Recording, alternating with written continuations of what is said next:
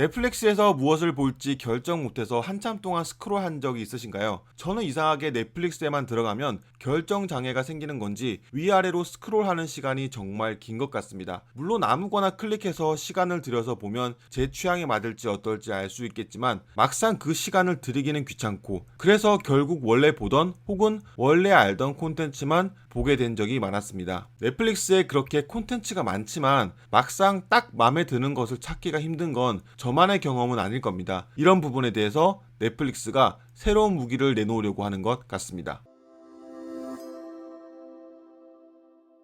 넷플릭스가 주주들에게 보낸 2020년 4분기 실적 보고에 이 기능에 대한 언급이 있었는데요. 이 보고서 4페이지 하단부터 언급된 이 기능은 사용자가 볼 콘텐츠를 브라우징하는 대신에 버튼 하나만 누르면 사용자가 좋아할 만한 콘텐츠를 랜덤하게 재생해주는 기능이라고 합니다. 기능 이름을 직접 언급하지는 않았지만 꽤 오래 전부터 테스트하고 있었다는 데서 많은 매체들은 이 기능이 셔플 플레이일 것이라고 지목했습니다. 이미 일부 TV 넷플릭스 앱에 테스트되고 있어서 이를 본 사람들이 사진을 찍어서 올리기도 했습니다. 올해 상반기부터 출시할 거라고 하는데 테스트 과정에서 만족도가 높다고 하니 어느 정도 성능을 보여줄지 궁금합니다. 그리고 지난 22일 넷플릭스는 다운로드 포유라는 새로운 기능을 발표했습니다. 이 기능은 사용자의 시청 기록에 기반한 취향에 따라 추천 프로그램을 와이파이가 연결됐을 때 모바일 장치에 자동으로 다운로드 되게 하는 기능입니다. 비행기나 인터넷 연결이 어려운 곳에서 편하게 넷플릭스 앱에 자동으로 다운된 콘텐츠를 시청할 수 있게 됩니다. 이 기능을 사용하기 위해선 모바일 장치의 다운로드 탭으로 가서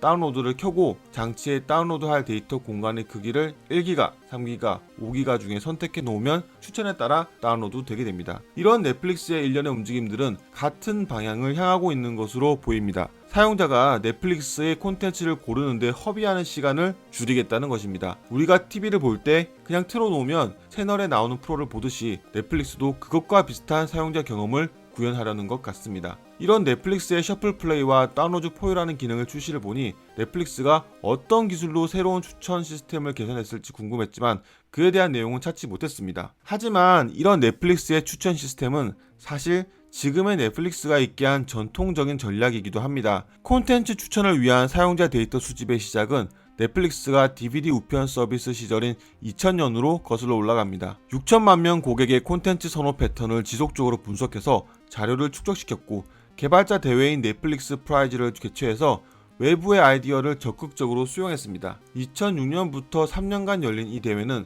4만 개 이상의 팀이 참여해서 추천 시스템의 시네매치의 정확도를 10%나 올렸습니다. 또한 넷플릭스는 영화 장르를 세분화해서 76,897개로 분류했었고, 액션, 코미디, 호러 등의 전통적인 장르뿐 아니라 어느 지역의 영화, 배경, 누가 만들었고 무엇에 관한 내용이며 타겟 연령대 의식으로 매우 구체적인 장르로도 구분했습니다. 넷플릭스 초기엔 창업자 헤이스팅스가 직접 추천 알고리즘을 고안했다고 합니다. 직원들이 메타데이터를 36페이지 문서에 꼼꼼하게 수작업으로 작성했는데 워낙 세부적으로 쪼개서 직원들이 이를 넷플릭스 양자이론이라고 불렀다고도 합니다. 최근에 인공지능의 눈부신 발전을 넷플릭스가 그냥 지켜봤을 리가 만무합니다.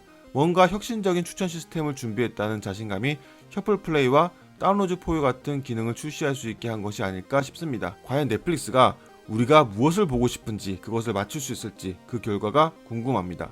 다음에도 흥미로운 이야기로 찾아오겠습니다. 다큐로스였습니다.